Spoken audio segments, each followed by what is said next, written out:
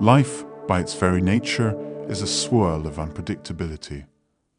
Unplanned events and the judgments of others often test our resolve, attempting to divert us from the path we've marked for ourselves. In such a whirlwind, self-trust stands as an anchor, grounding us and guiding our choices. This journey into self-trust is far from superficial. It takes us into the recesses of our being, asking us to examine who we are, what we're capable of, and even what we must transcend to become our true selves. Instead of deriving our sense of power from what we can control externally, the key lies within. It's a lesson that echoes through the wisdom of diverse thinkers, not just Friedrich Nietzsche and his concept of will to power, but also within Eastern philosophies like Taoism, which speaks of an inner harmony that gives rise to external effectiveness.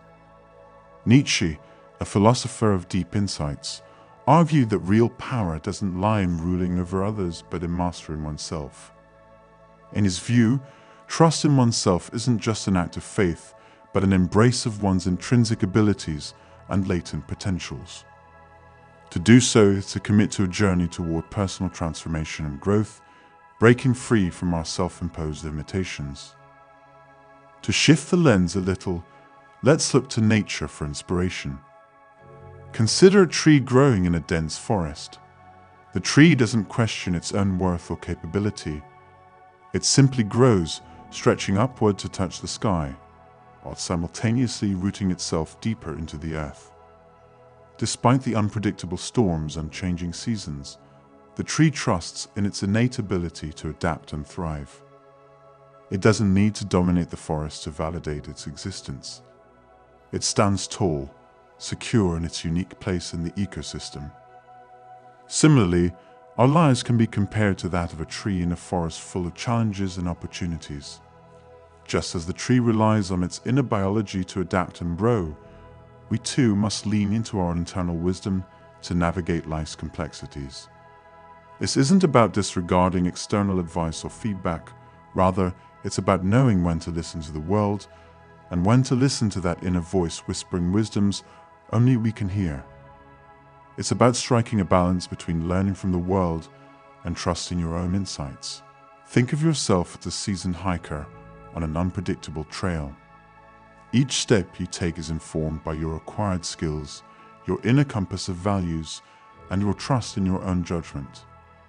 The map you hold isn't just a set of instructions, but a blend of your past experiences and inherent wisdom.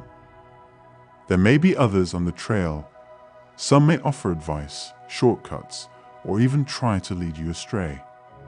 But your journey is yours alone, and the trust you've built in yourself is your most reliable guide.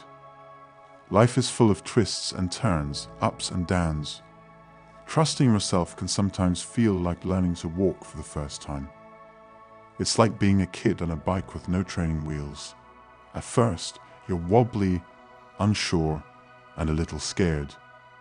You know falling is part of the process, but that doesn't make it any easier.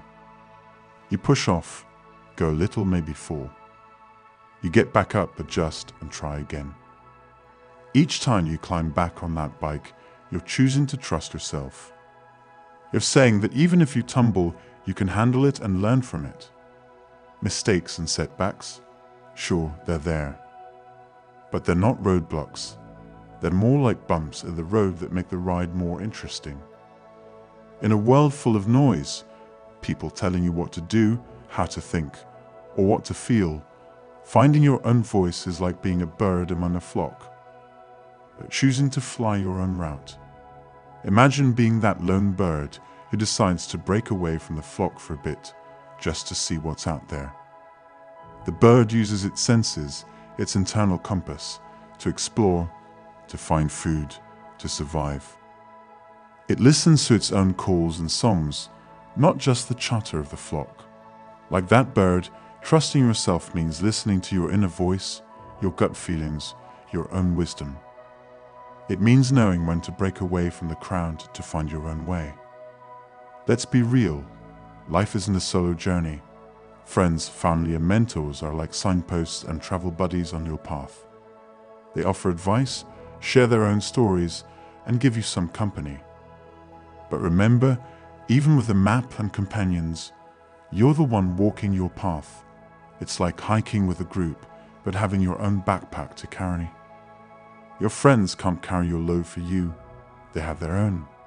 They can cheer you on, offer you a snack, or give you tips on how to adjust your straps to make it easier. But you're the one who feels the weight, the one who takes each step. Taking advice and being inspired by others, that's all good. But the path you walk, the choices you make, those are yours alone. Others might suggest a shortcut or warn you about a steep hill up ahead. You can listen, but whether to take that shortcut or climb that hill, that choice is yours. Every day you're on this journey, you learn a bit more about who you are and what you're made of. Maybe you'd find out you're stronger than you thought, or maybe you discover a love for something you've never tried before. It's all part of it. Every experience, every choice, every challenge. And with each new discovery, you build more trust in yourself. Life gives us this amazing chance to explore, to grow, to find out what makes us tick. Trusting yourself is how you make the most of that chance. It's how you find out what you're really capable of and where you can go. So as you keep walking your path, remember that trust in yourself is your best guide.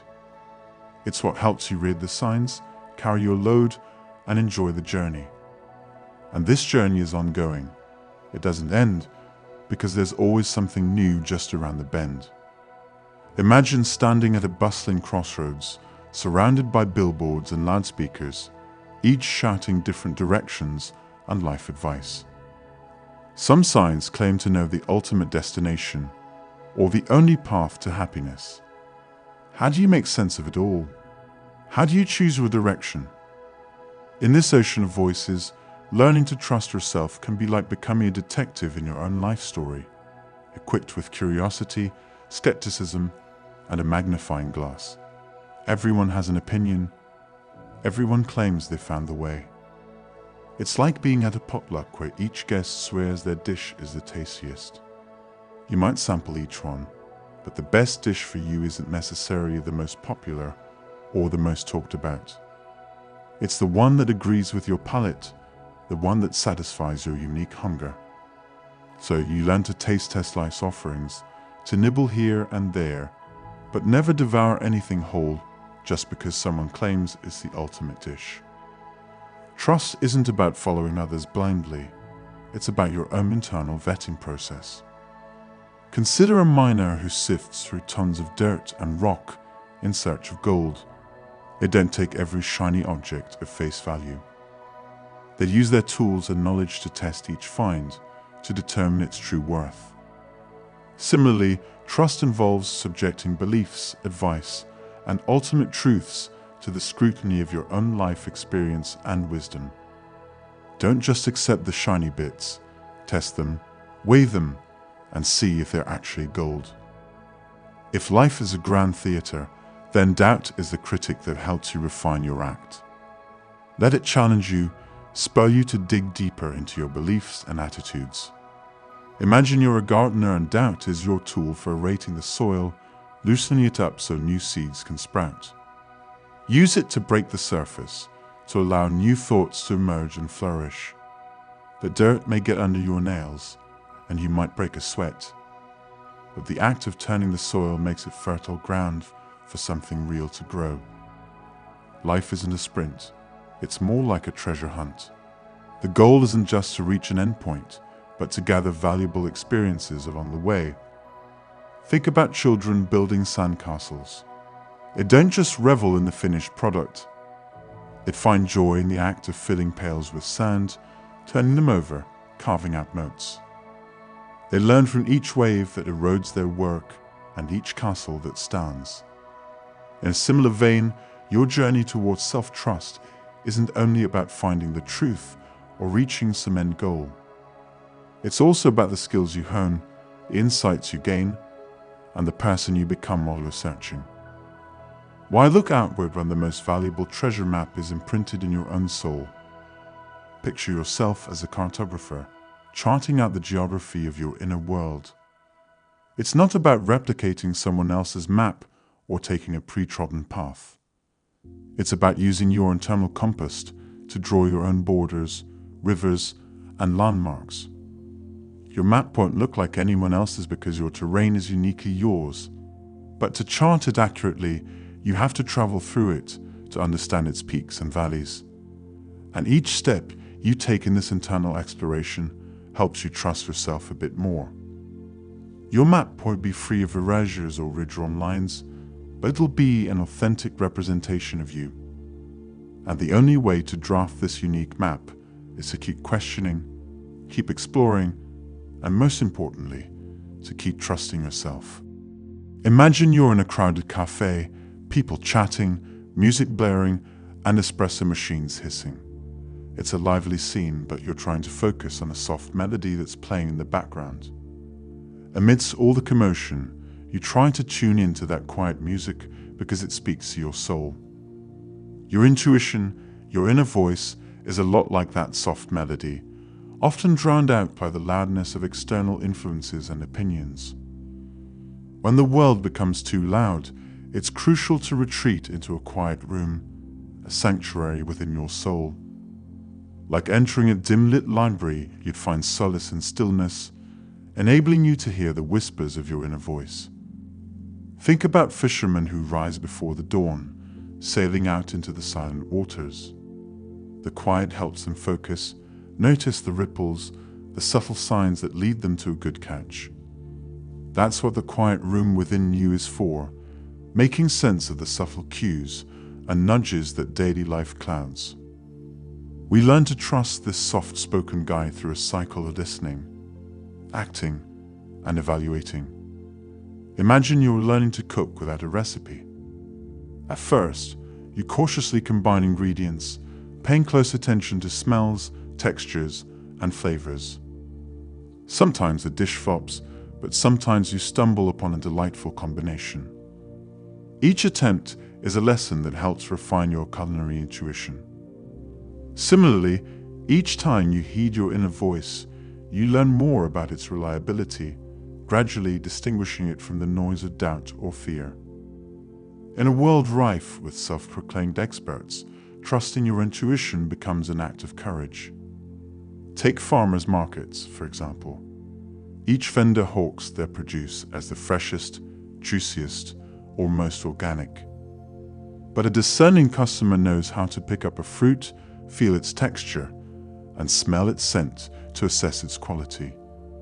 Your intuition serves the same purpose, helping you differentiate between what genuinely nurtures you and what is mere window dressing. Trust is not about blind acceptance. Remember, when you learned to cross the road, you were told to stop, look, and listen. Now, apply the same rule to life. Stop to reflect, look at the choices and opinions presented to you, and listen to your inner voice. Your intuition is that innate wisdom that gives you the go-ahead or signals a red flag. This is not about undermining the wisdom out there. It's about acknowledging that wisdom must first pass the test of your own insight before it takes a seat in your life. You are like an artist presented with a palette of countless colors. Each hue has its value, but not all are necessary for your masterpiece. Your inner voice helps you select the shades that resonate with your vision. Beware of the common societal trap that mutes our intuitive senses: conformity. It's like being handed a script on your first day of life and being told to memorize your lines. Over time, you forget that you have the liberty to improvise, to pen your own lines that reflect your character better. By consistently retreating to your quiet room, you can begin to unlearn this conditioning. To rely on your inner voice is to be your own advocate in a world busy advocating its agendas. Like the skipper who trusts the old compass in his pocket over the flashy new GPS system touted by everyone else. You know that true guidance is not about how loud or modern the advice is. It's about what resonates with the core of your being. The ongoing relationship with your inner voice is not a one-off conversation. It's a lifelong dialogue. It doesn't require you to shun all external advice, but to weigh it, like a jeweler inspecting a diamond, for authenticity and alignment with your true self. Keep your quiet room always open, welcoming your intuition to converse with your conscious self, to help you live authentically in a world that often forgets the gentle power of quiet reflection. Thank you for watching. If you found value in this video, please hit the like button and consider subscribing for more content like this. Join our membership program or support us on Patreon for exclusive content and benefits. Until next time, keep tuning in to your inner voice.